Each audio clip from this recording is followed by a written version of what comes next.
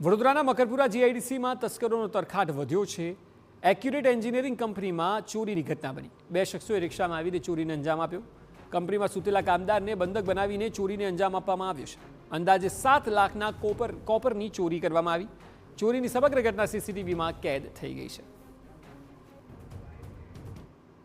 Shutter ઉઠાવ્યું અને એને બૂમ પાડી તો એ મને દોડીને આવ્યો, ધક્કો માર્યો। મને ધક્કો મારી મને અંદર રૂમમાં લઈ ગયો અને મને એવું કહેવા લાગ્યો કે તું વધારે કંઈ બોલીશ તો તને જાનથી મારી દેવામાં।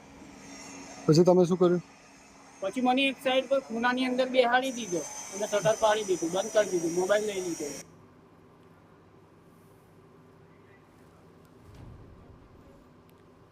તો આ બે અલગ અલગ શોટ આપને જે જોવા મળી રહ્યા છે તેમાં એકમાં ચોરી થઈ રહી છે અને ચોરી પહેલાંની ઘટના કે જે સીસીટીવી કેમેરામાં કેદ થઈ છે।